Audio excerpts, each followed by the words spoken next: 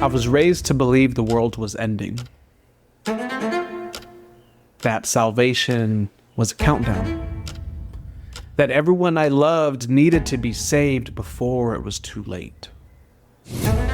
I'm talking about the end days as a Seventh-day Adventist. I couldn't watch The Simpsons growing up. I'd always feel guilty for eating pepperoni pizza because we couldn't have pork. I was taught that Harry Potter was witchcraft. It wasn't until college that I watched Harry Potter for the first time. Religion shaped everything for me growing up. I left the church in 2010. And in many ways, I have been rewriting my relationship to the divine ever since. But this episode today isn't necessarily about my journey with religion. It's about what happens and what the possibilities are when dogma softens. When new questions become more important than learned answers. My mom had a hard time dealing with the fact that me and my sister weren't aligning with the church as we got older, as much as when we were younger. It was like a silent grief stretching across the country and overseas. While meanwhile, my sister and I had been thriving and finding our own way. And Mom, she was still devoted, still showing up every single Sabbath. One day I just couldn't take her unhappiness anymore, and I challenged her. I said, "Mom, you've given the church everything your entire life. Why don't you deserve some happiness for that devotion?" And I think that was one of many conversations where something kind of clicked. And one Sabbath and many talks later, she decided to take a couple of weeks off church. A year and a half later, she hasn't been back. And in that space, something opened. She became more curious, she became more open-minded, and more grounded. She started asking questions I never thought I'd hear from her. She still believes in God, but now she's looking for some stable ground to stand on for this next chapter of her life. One day when she was visiting me, she was looking through my bookshelf and she took The Third Jesus, which is a book by Deepak Chopra. I hadn't read it yet, but I bought it because I knew I would resonate with the material. I knew that I was already arriving into this universe of thought that Deepak Chopra had presented. And when I visited my mom recently, she had questions about the book. I hadn't read it yet, so I was like, screw it, let's sit down. I bought my own new copy and I sat down with her with this book. We sat down on the kitchen table, no microphones, no plan, no agenda, just two former Seventh-day Adventists opening a book that neither of us would have touched when I was a kid. And right as we were starting, thank God, I felt inspired to record. I asked Mom if she would be cool with it, so I laid my phone on the table between us. And what began as a casual intention suddenly took a deep dive. I don't know if this is like all moms, maybe just mine, but my mom just immediately went for it. And she asked about my depression after the Peace Corps. For those of you who don't know, I was in the Peace Corps from 2015 to 2017 in Southeast Asia. And I was in the country of Timor-Leste, which was an incredible time of my life. But upon getting back, I was depressed for about a good 4 or 5 years. It took a lot out of me. And a lot of that I kind of hid from my parents. But anyways, I had finally mentioned that in one of our family therapy sessions. The first time anyone in my family had really, really heard any of the details of what I carried throughout that time. See, my parents divorced 15 years ago, but a couple of my siblings and I convinced them to join us in therapy. So it was the 5 of us minus one brother out of state, all together in the same room, the same therapist, awkward as hell. But our intention was like, hey, I don't know if any of y'all, but like communication within our family is kind of a nightmare.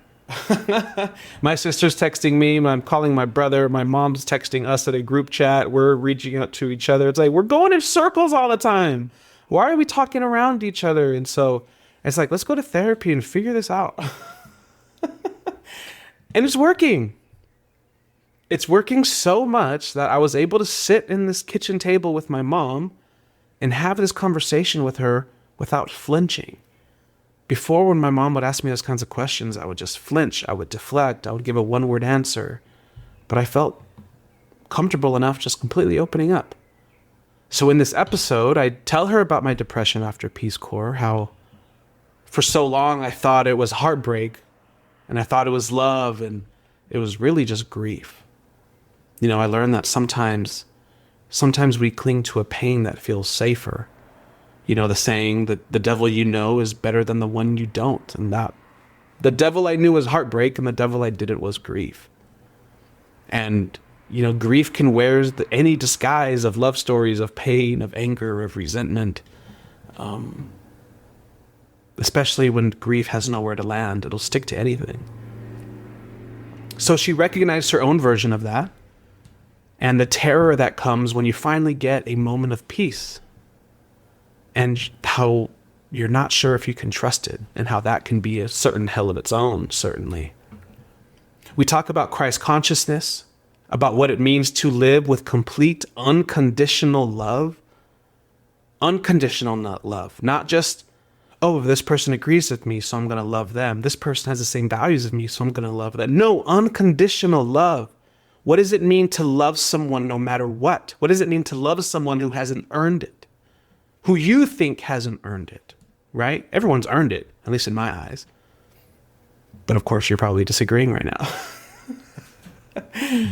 So we talk about Christ consciousness, unconditional love, about grief, about anger in disguise, and about the legacy of a dresser that my grandma gave to a cousin who recently had a baby.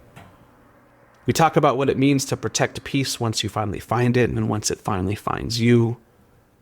In this conversation, Jesus Christ becomes less of a savior and more of a mirror. Now, I understand if you're a devout Christian or maybe even a casual Christian, that might sound pretty wild or triggering. But if you're here, I invite you to trust that you're here for a reason. This is the first of what may become a series of conversations on the third Jesus with my mom. But really, it's about what happens when religion softens and we allow spirit to take its place. This isn't so much a podcast as it is a prayer of presence and progress that you just happen to be overhearing. The fact that my mom, almost a lifelong Seventh-day Adventist, was open enough to speak and utter the words Christ consciousness would have been unthinkable in my childhood. We would have called it blasphemy, witchcraft, the devil. We would have pitied over how lost one must be in order to think this way. So I don't know if this conversation is for everyone. It's probably not. But if you've been carrying questions of your own about grief, about God, about what softens when dogma lets go, when judgment lets go, well, maybe this is for you. Now, one final note before we dive in. I think this is important context about this work. As some of you may know, last year I completed my own year to live experience, which is you just pretend like you have 1 year left to live. And my two biggest priorities during that time were service and family. I found meaningful work in prison rehabilitation, and in between, I was turning towards my parents, trying as intentionally and gracefully and many times failing, but being really intentional about trying to heal those places where things had gotten quiet, tense, or stuck between us. A few months after my year to live ended, we started family therapy together. This conversation with my mom, the same one you're about to listen to, is one of the fruits of that labor. I hope you enjoy. Thanks for being here. Let's jump in.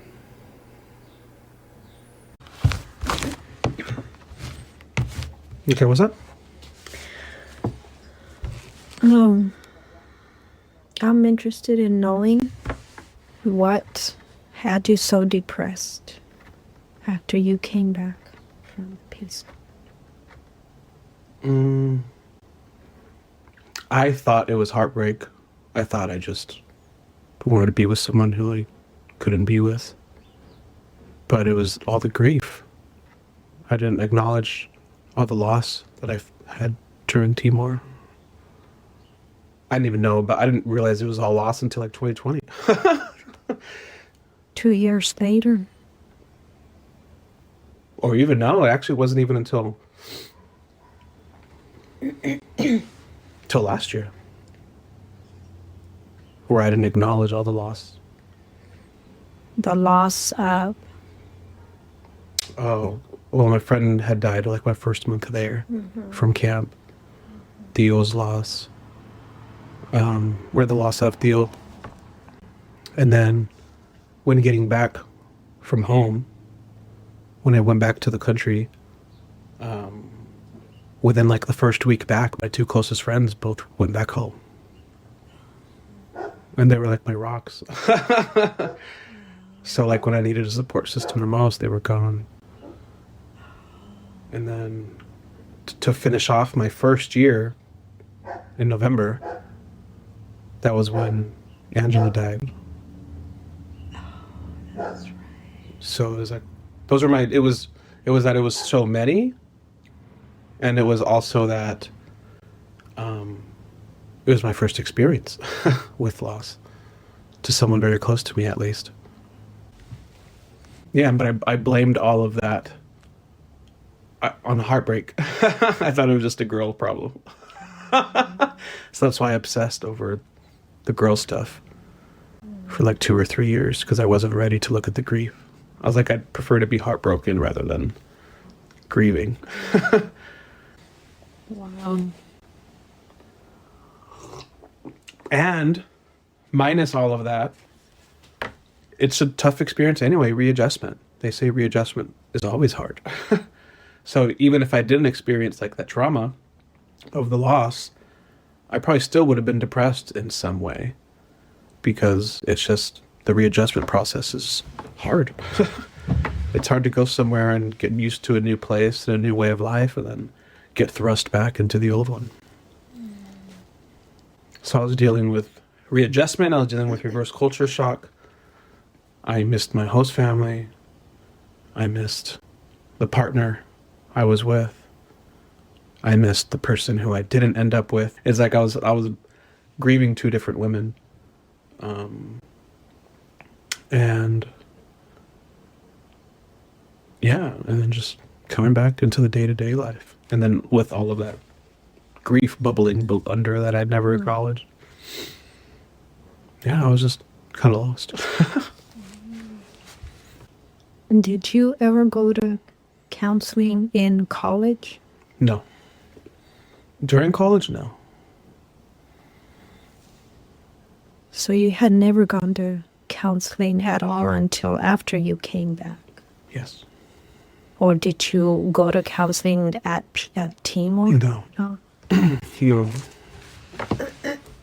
No, I think I went to counseling for the first time in 2019 or 2020. And even then I went for love. I was like, can't get over this girl. Help me. Mm-hmm. And yeah.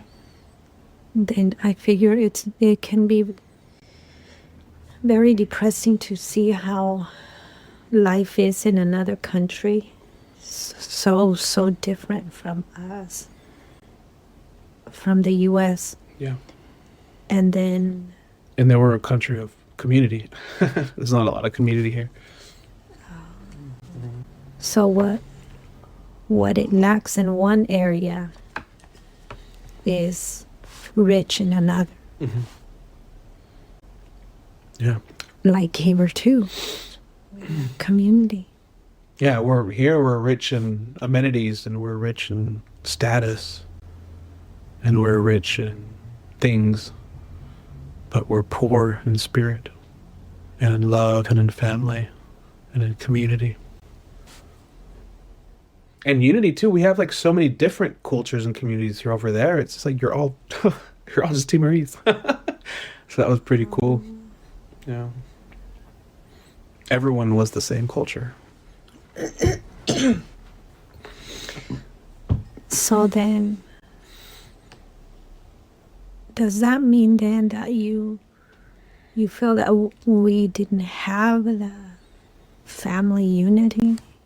No, we had family unity. I just meant like the widespread, like What? everyone lived together. Everyone was walking distance from each other.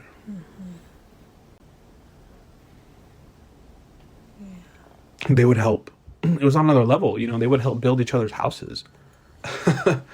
If one person was pregnant, if one person's like family was pregnant and they were expecting a family, like the whole community would rally to make sure they had everything they needed. We have like a baby shower here, but like over there, it's like, no, let's build your house. Wow. Yeah. And let's all have a big party to celebrate this new chapter you're about to be on. And for the farming, it's like when there's a harvest, it's like, let's all go up to the farm and party all day and hang out and celebrate. That's what the family does. Wow. And when there was a wedding, before my host brother had his wedding, they had this big feast where they invited the mother-in-law's family. They invited the wife's family, so like both families can come to a big party and meet each other. And they had a big feast. And then after the party, or the point of the party is to celebrate and eat, but it's for everyone pays in to contribute to the wedding. And they write everything down on a ledger. This person contributed this. This person contributed this. This person did this. So that when they have a party, they match it. They match it. Yeah. And so in a lot of ways, it's what perpetuated poverty, because it's like no one's investing their money into anything. They're just all giving their money back. But it's also a very rich way to self-sustain a culture at the same time. Self-sustain a community. Yeah. So it's just a community showing up for everyone in every way that matters. And I think we have community here, but we don't show up for each other in ways like that. Kind of here we do minimum things. Surface level. How only the family needs it. Like, I gave the box spring. Mm-hmm. Grandma gave her dresser. And Well, they had the party for her and the baby shower. yeah. But I mean, now that she was moving, Grandma gave her the dresser. So now she's got to go shopping for one. Oh, Grandma? Yeah. So That's a gift, though, because that dresser's going to be there long after Grandma is here. And she could always say, Grandma gave me that dresser. She'll tell her daughter. her son. Her son, sorry. Her son.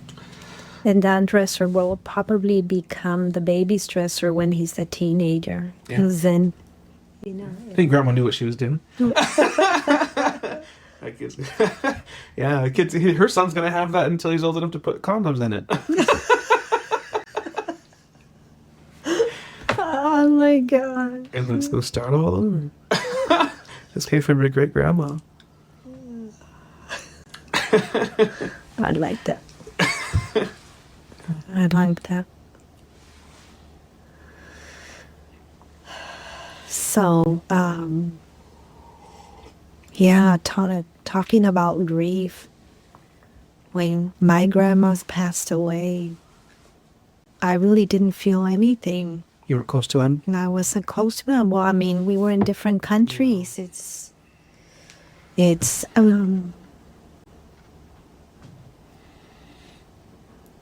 We weren't connected. We weren't connected like that. I feel like I had more connection with my dad's mother because she would come and visit. She would come and visit, but even then, I didn't feel anything until like a year after she passed away. Then it was like my mind was started to roam with that. But anyway, as I was saying, I learned more about you from instant messaging. Instagram? Instagram. From Instagram. So I think that you kind of guided our family therapy this as to, what to discuss next and stuff. You felt like I did that? Uh-huh. How? You were the one that first said, we're not here, directing yourself to me and your dad. We're not here to point fingers or to blame you for anything. And that has been very comforting. Very comforting. And, again, Eric said it later at another session, but it was you who said it first. I opened up. I set the parameters early on. Yeah. Yeah. So that was very meaningful and comforting to me because I did go in there feeling like, oh, our fingers are gonna be pointing. I'm gonna get shit out too. I'm gonna get shit on. Yeah. And that's why I couldn't sleep the night before. Oh, I'm sorry. It was so terrifying. It was scary. But then, after you said what you said, and I could see that your brother and sister were in agreement, I thought, my gosh, I have children with a lot of grace. A lot of grace and a big heart that they're not going to point the finger.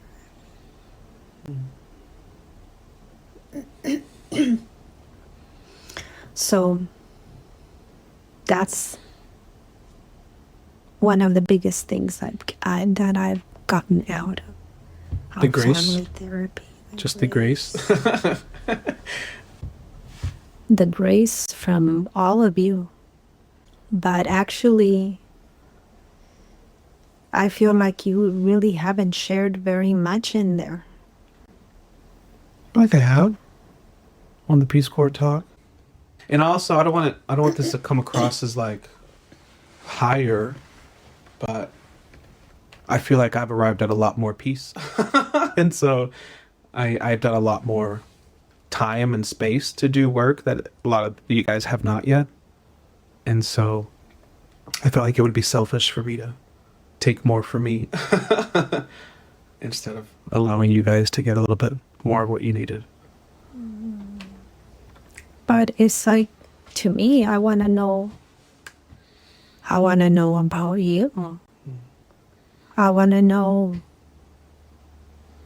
how I can be of support to you, what it is that I can do that you've needed and I haven't been there for. But yeah, that was the biggest thing. Of you coming out right at the beginning.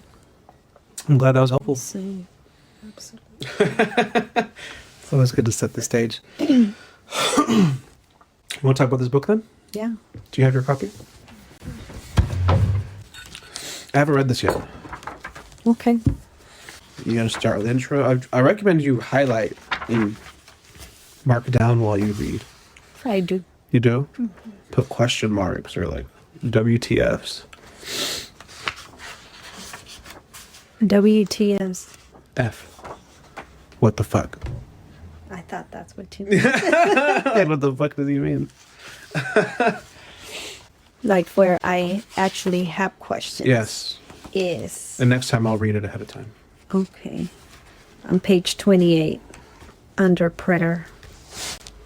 Ask to see what lies behind evil. This doesn't have to be a philosophical request. What you want is a glimpse behind the disguises we all wear when we feel angry, victimized, hostile, and aggressive. These emotions are insubstantial, convincing for only a moment. I don't understand that. These emotions are insubstantial. These emotions, what part of that don't you understand? Which emotions or what is substantial? What is insubstantial. Well, what are the emotions he Anger, hostility, aggressive, those negative things. Yeah, so Being victimized. what you want is a glimpse behind the disguises. Behind is the key word. Behind the disguises we all wear when we feel angry, victimized, hostile, and aggressive. These emotions are insubstantial, convincing for only a moment. So in other words, that there's no real reason behind it. Well, let's read the rest. Okay. Yet we are so intimidated by other people's emotions and so convinced by our own that we lose sight of the underlying reality.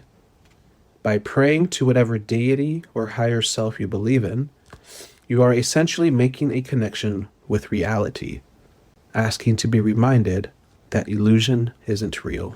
And yet, when you're going through some stuff, it's not an illusion. It's not an illusion. It's real. Mm-hmm. So In the moment, yeah, it's very real. But what he's getting at with the third Jesus is the idea that that still isn't real. In the moment, it's real. We're responding to it because our consciousness is at a place that believes this is as real as it gets.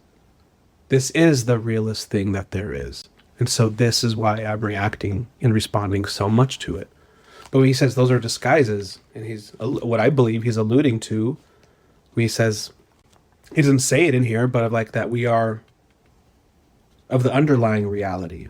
By praying to whatever deity or higher self you believe in, you are essentially making a connection with reality, asking to be reminded that illusion isn't real.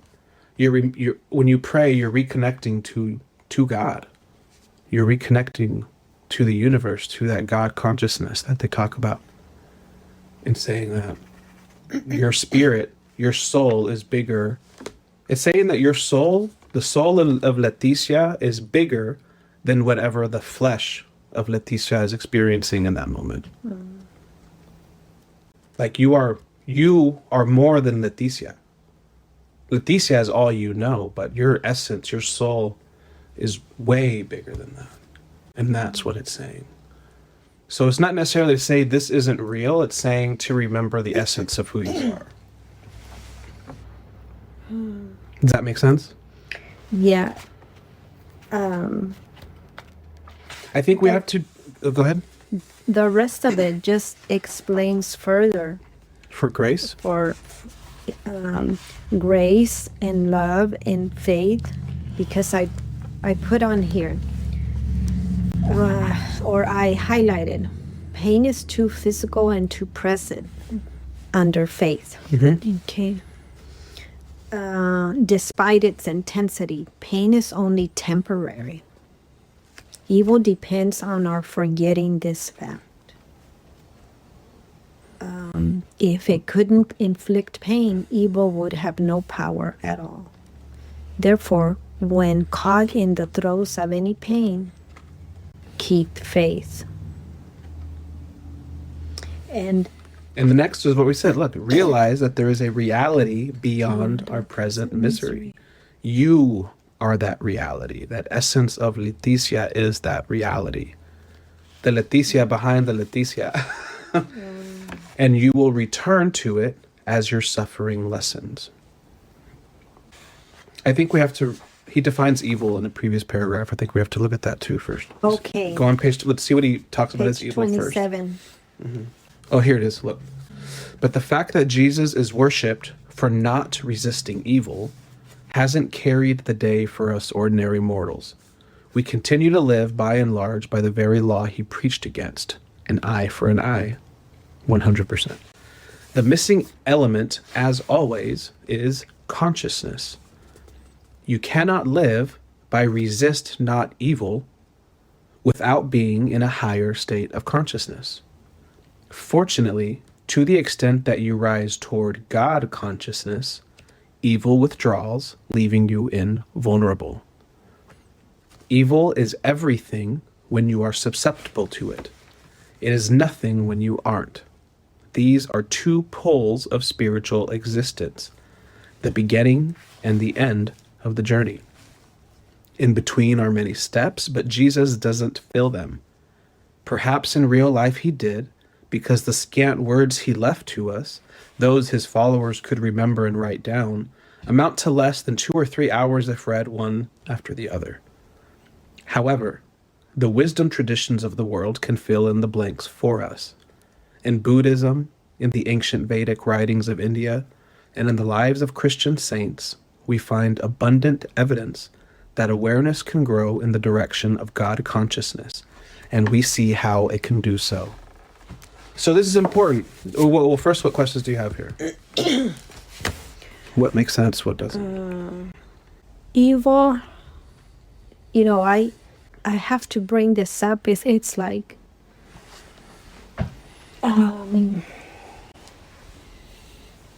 the experience I had with your dad, just when I read this, it just makes me think of that experience. What experience? Your marriage or a specific scene? The marriage. Okay. It just, to me, it was just, he was evil. He was evil. And so here, evil is everything when you are susceptible to it. It is nothing when you aren't. I could think of, there were instances when I would talk to him about what was bothering me, and it would make me feel bad for complaining. But yet it ends up being his manipulation. So how do I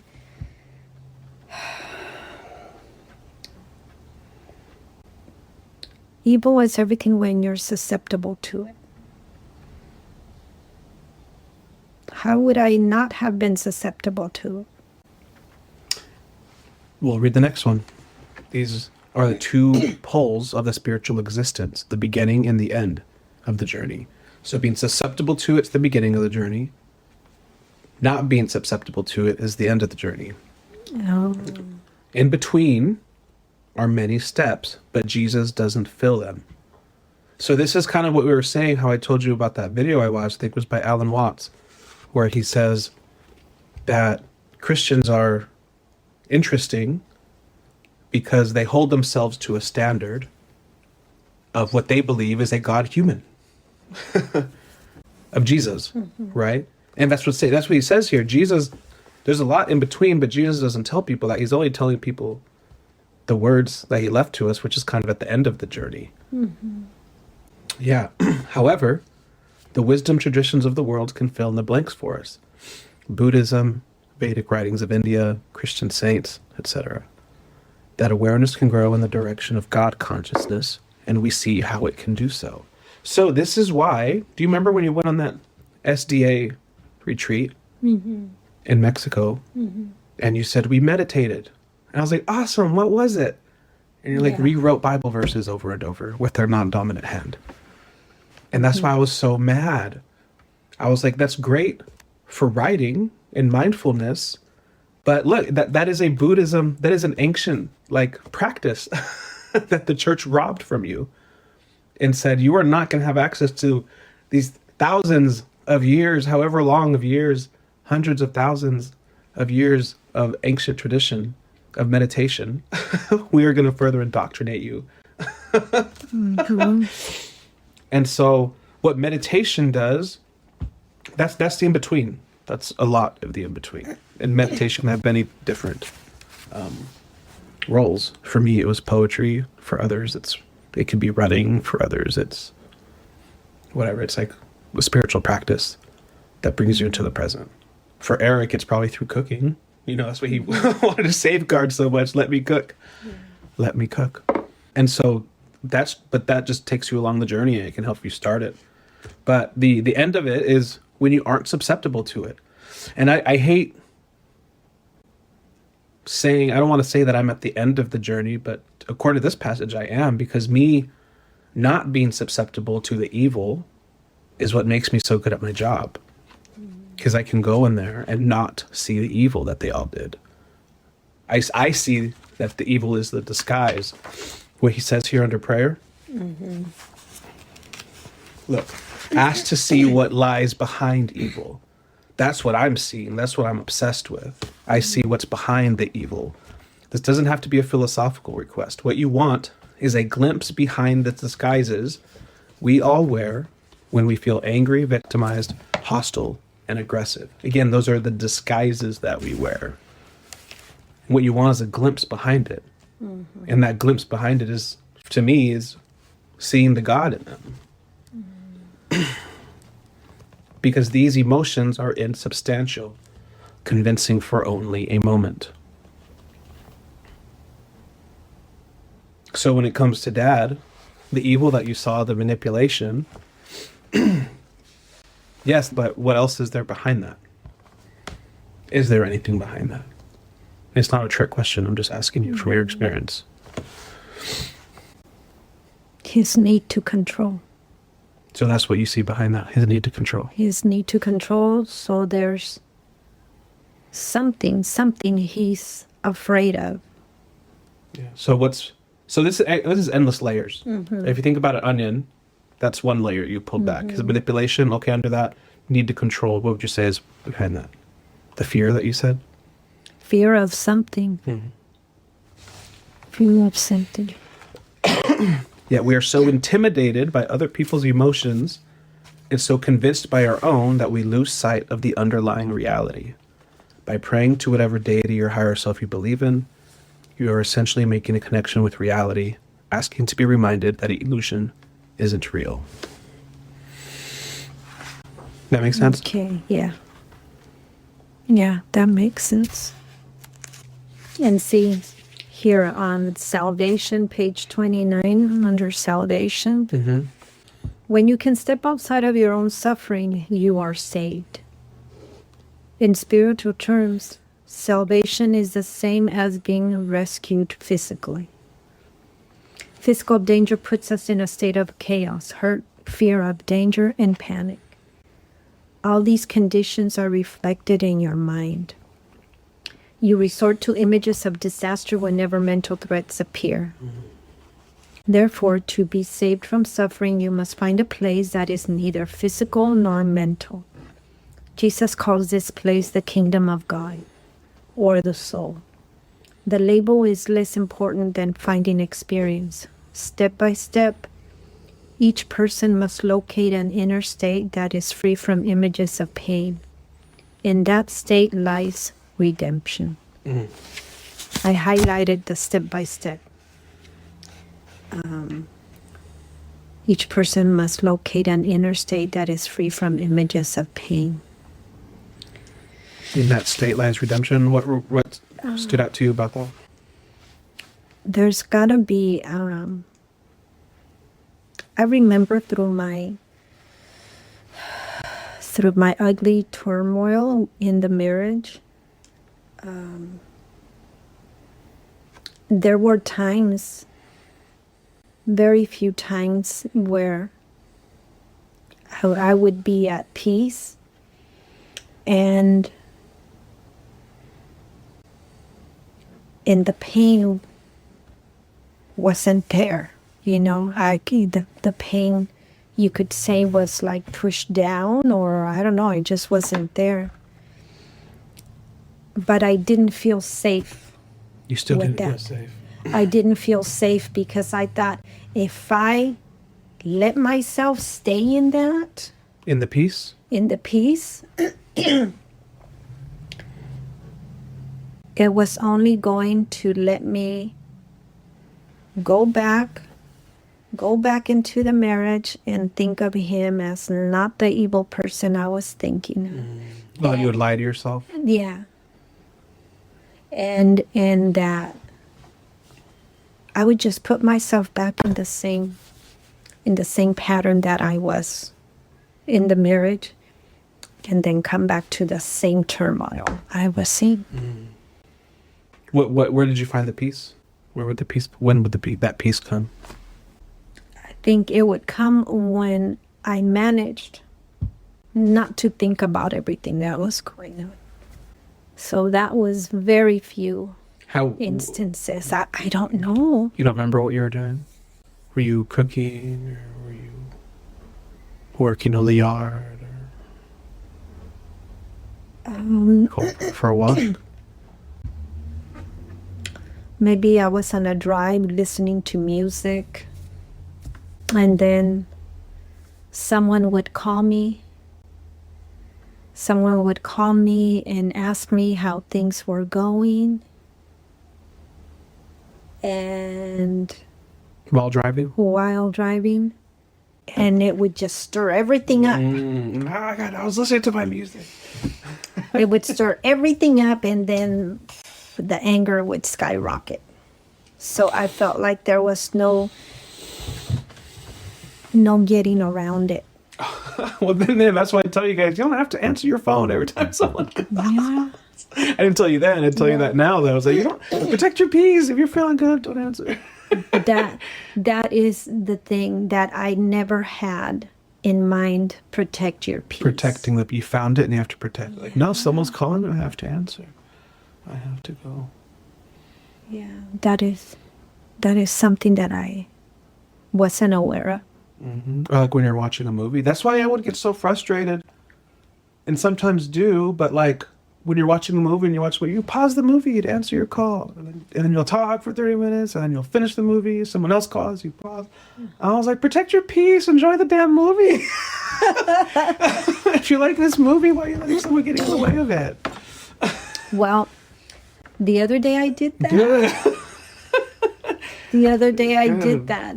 I was proud of myself for doing that. I didn't answer the phone, and even though I can pause, we have that control to pause and restart. That's why my phone's on Do Not Disturb. Yeah. All the time. Well, and that's why I try reminding you too, because sometimes you get upset. Like, well, I texted you 2 days ago and you haven't responded. I texted Crystal earlier this morning. She hasn't responded yet. I was like, let's give it time and we'll get to it. And that's because you are so used to putting others first. Like, no, I'll respond to it immediately if someone texts me. Why can't you do it? It's like, 'cause we're trying our best to protect our peace. And no, I'm doing that more and more. Good. So anyway, I'm learning about protecting my peace. Do you find that peace now these days? How are like your pockets of peace now compared to before? It's working. It's working its way, you can say. Trending up? Yeah. Yeah. Okay. Consciousness. What is consciousness? That is the question that's haunted humans since beginning of time. What is consciousness? Where's that come? Are you just asking that, or are you talking about for a part of the book? Both. See, I got to use the book, and this was underlined already. Okay. Jesus intended to save the world. What page? 10. Jesus intended to save the world by showing others the path to God consciousness. And I have those in parentheses. Yeah, that's good. Yeah, this is underlined already. So, what is consciousness? That's the question. Because then there's Christ consciousness and then God consciousness. That's the same thing. He doesn't say Christ consciousness in here. It's God consciousness. But when I say Christ consciousness, I'm talking about God consciousness. Those are the same thing. So, third Jesus, God consciousness, Christ consciousness, they're all the same thing. Okay. And then on page 9, the two versions of Jesus, the bottom, the sketchy historical figure and the abstract theological creation. They hold a tragic aspect for me because I blame them for stealing something precious. The Jesus who taught his followers how to reach God consciousness. I want to offer the possibility that Jesus was truly, as he proclaimed, a Savior. Not the Savior, not the one and only Son of God. Rather, Jesus embodied the highest level of enlightenment. He spent his brief adult life describing it, teaching it, and passing it on to new generations. Jesus intended to save the world by showing others the path to God consciousness.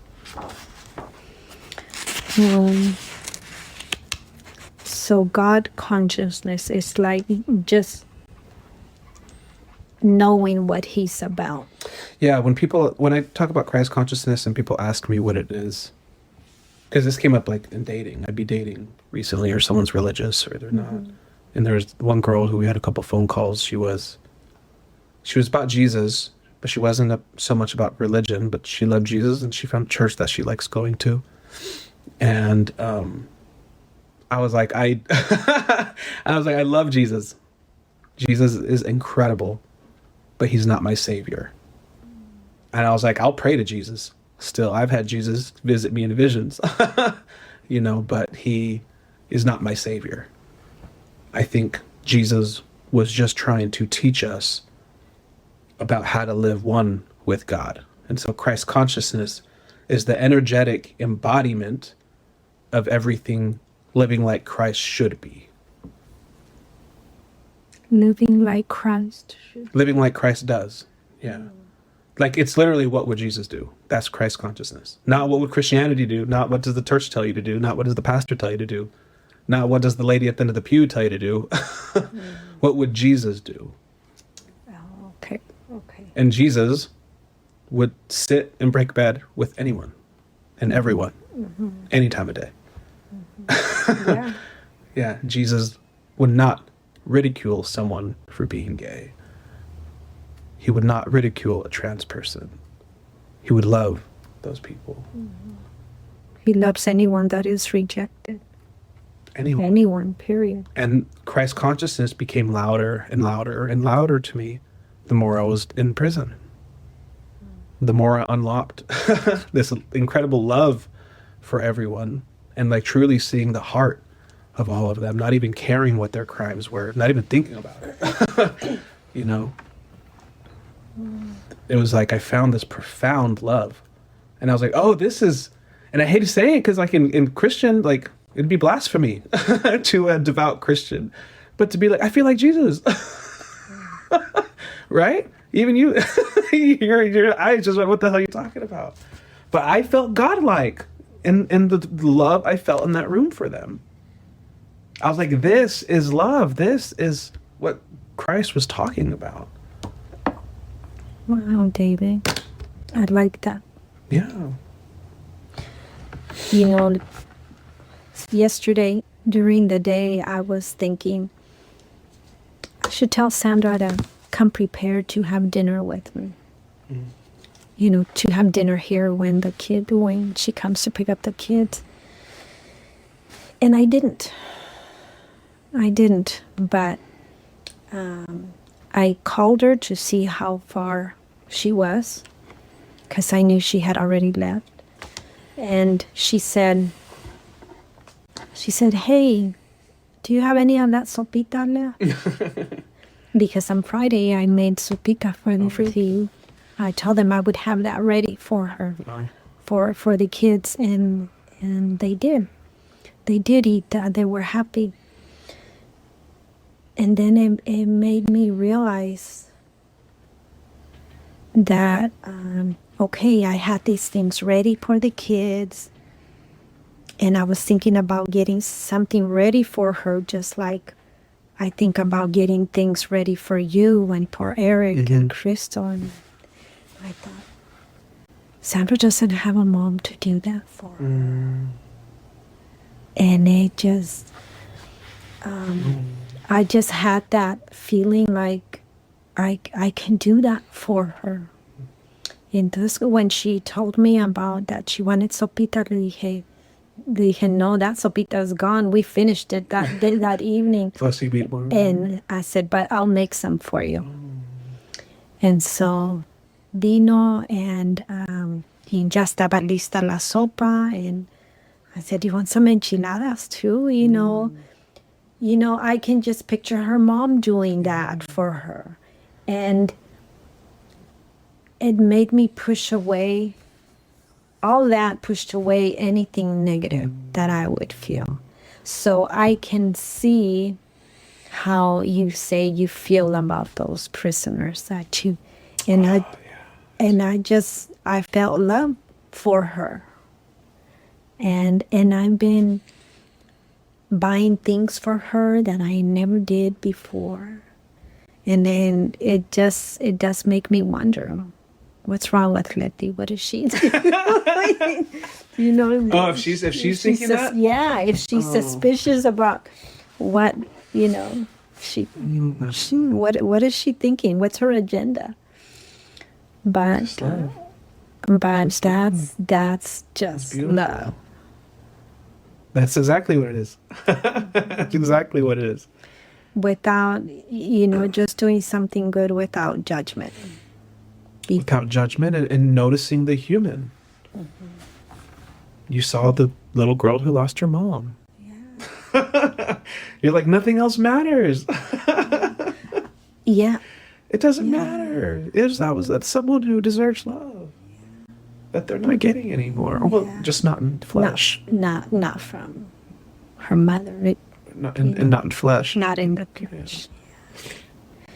Yeah. And it felt good to do that for her. And here I'm thinking, I still have my mom. I like how she makes eggs, and the other day I asked her to make one for me. And here, Sandra can't do that. Sandra can't do that, I think. If it's in my power to do, I need to do it. Well, and I think that was a mutual desire for both of you. Like, she's like, hey, actually, I want some. And she stayed and ate. Yeah. So I think that was like a mutually beneficial thing. And she told me Eric had already had food for her. She's like, I don't care, I want. Yeah, so that was... Some motherly time. Yeah. You're still a mother figure to her. Been in her life a long time. I want to be. Yeah. I think as long as you hold that intention and energy. Yeah. She probably felt it. Maybe you were feeling it. Or, I don't know. There's something under the current there going on. Yeah. That's it. That's it. Now you just got to find that same reason to love someone and everyone. And you realize that, and you see that the manifestation of what you're seeing, the representation of who that person is and the actions that they're doing in the moment isn't who they are. It's the disguise. It's the disguise behind who they really are.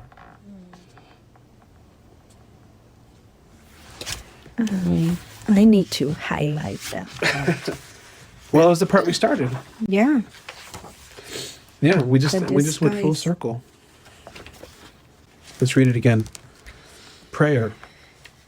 And we haven't prayed. This is just talking. But in prayer, you can still ask if there's someone in your life who you can't see that for. You can ask, like, show me the humanity of this person. Ask to see what lies behind evil. This doesn't have to be a philosophical request. We just did the philosophical kind of dive, but it doesn't have to be that. What you want is a glimpse behind the disguises we all wear when we feel angry, victimized, hostile, and aggressive. These emotions are insubstantial, convincing for only a moment. Yet we are so intimidated by other people's emotions and so convinced by our own that we lose sight of the underlying reality. By the underlying reality of the God behind the evil, the God behind the mistakes. Mm-hmm. By praying to whatever deity or higher self you believe in, you are essentially making a connection with reality, asking to be reminded that illusion isn't real. That illusion of everything you dislike about that person isn't real. Isn't real. That's just a disguise. It's the disguise. And that's why people think I'm crazy when I talk about loving everyone on social media. You get those comments? I think I've had friends say it's like toxic positivity, or I've had friends saying like, challenge me and like, you're really saying you would love someone? You're telling me if someone murdered your family that you would love them? You would love that person? And I was like, I've never been in that position, so I can't say. But I was like, probably not. Not at first. But I hope that I would be able to. Some people do. I was like, some people do. Some people have shown that it's possible. And I like to think that I'm doing the work necessary to be able to have that kind of grace. So that's God consciousness, I think. That's seeing that you're all God. You saw the God in Sandra. I've never been able to think of it that way. Well, it's the divine. It's the innocence. It's the purity. That's what the God is. The innocence in everyone. Just the pure light before everything we picked up. You know, like everything your dad did, that was all a disguise too. There's still something behind that. And with Grandma, all of her grief and the way she's just weighed down by her sadness, that's all a disguise too.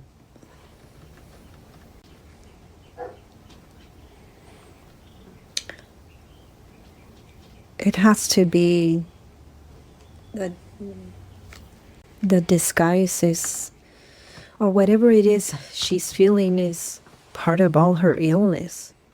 Yeah, it's all, illness is what's in our body, is unfelt, anything unrecognized, anything unattended.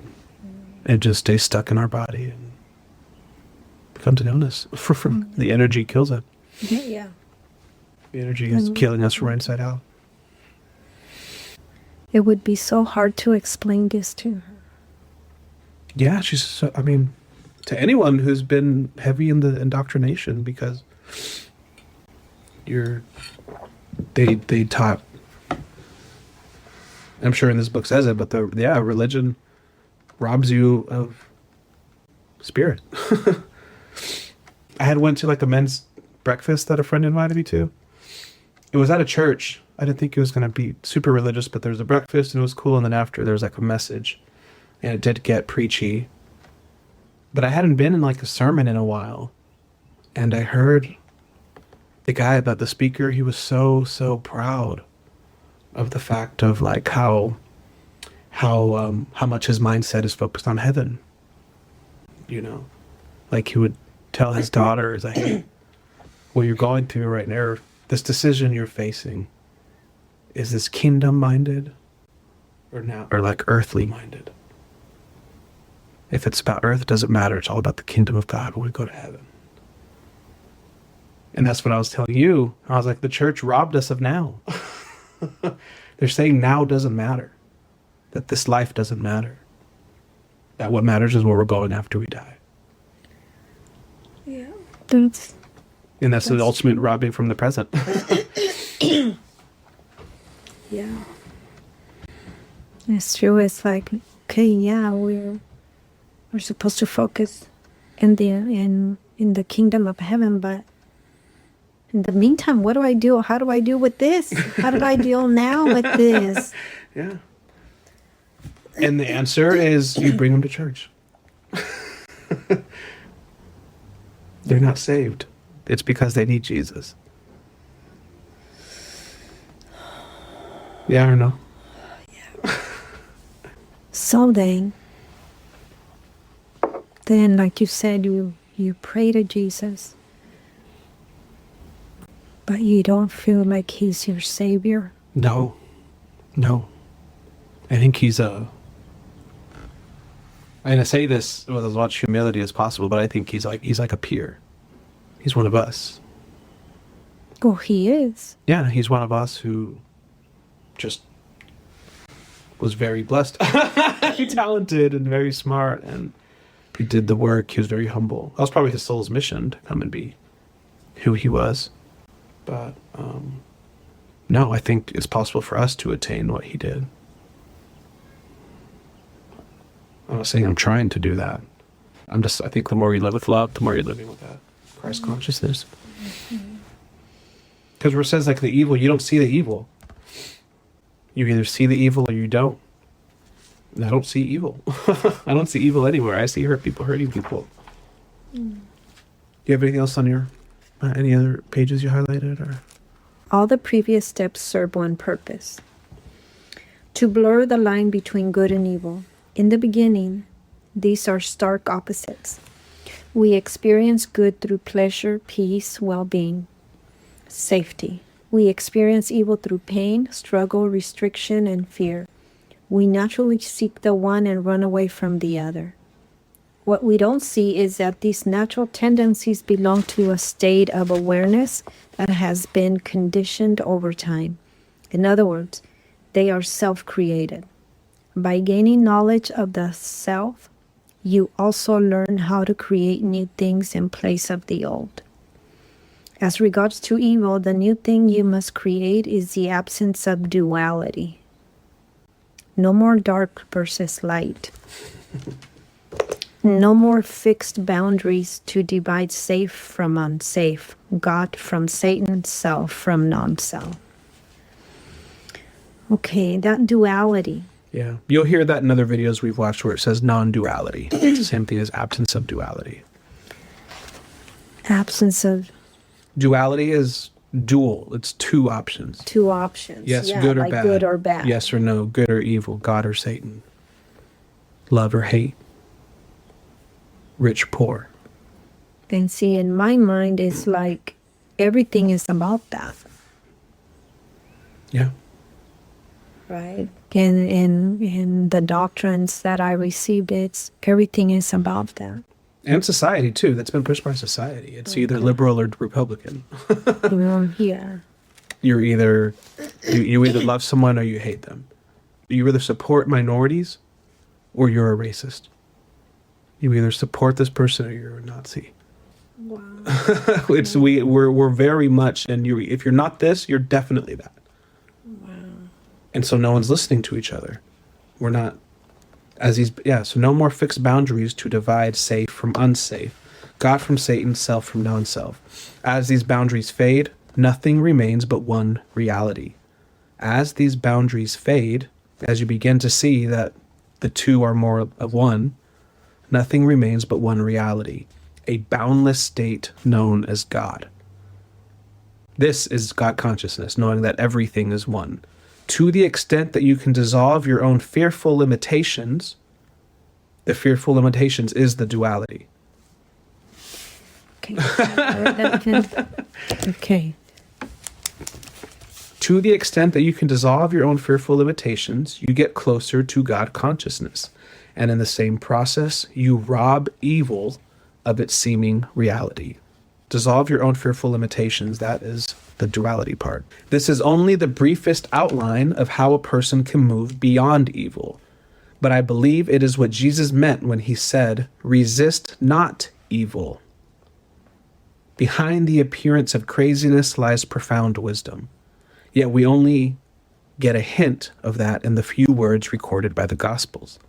The full teachings need to be unpacked from the suitcase, as it were, and laid out in detail. Resist not evil. Evil is the disguise. My doctor, when I go to the doctor, I take this book so I can read while I'm waiting. Mm-hmm. But he asked me, Yeah. he says, "How do you like that book?" I go, "I just started reading it. I was on the first chapter." He goes, "So," and he says, "Well, so far, what did you get from it?" And then the next time I went, I didn't have the book. And he remembered and he said, "Are you still reading that book?" Well, that was for him then. He needed to see you read it. Yeah. Well, this book is old. I didn't realize how old it was until I started looking for videos online. Copyright 2008. Yeah. Almost 20 years. Yeah. Wow. That's crazy.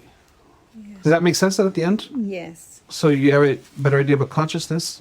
Yeah. Yes. So thank you. I appreciate this.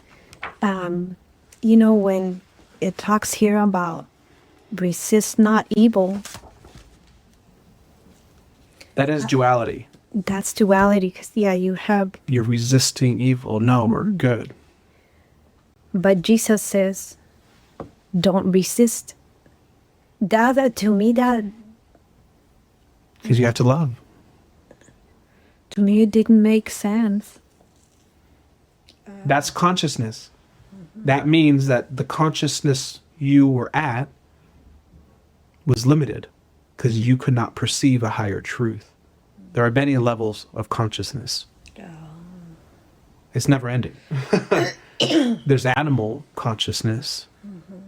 Animals they only survive. They don't ruminate on things like we do. You know, when they feel fight or fight, they're only in that in the moment that they're running away. And then when they feel safe again, they're back to the present. You know, they're not stuck in their head. Like, I got a freaking berry last week. Like, So that's animal consciousness. Right. And then it's been said in a documentary, I don't think it used these words, but it showed me that I put two and two together from something else I heard. But Earth has a war consciousness. Right? Like, imagine our souls before coming to Earth and living this life. It's like a video game. They're like, hey, where do you want to go to live a new human life, right? Or a new whatever life. You can go to this planet, they got this. You can go to this planet, they got this. You can go to Earth. Earth is the most beautiful of them all. But if you go, Earth does have war consciousness that you have to deal with. And what's war consciousness? And how I believe it is like, it's war. Animals go to war. Yeah. Animals kill each other. The documentary showed me that mycelium, which is it's what grows mushrooms. I'm gonna be simplifying this way too much, but mycelium is like an underground network that is embedded in everything. We're surrounded by it, but mycelium has a consciousness, and what mycelium does is it's kind of monitoring everything that's growing out in a forest, a rainforest, right?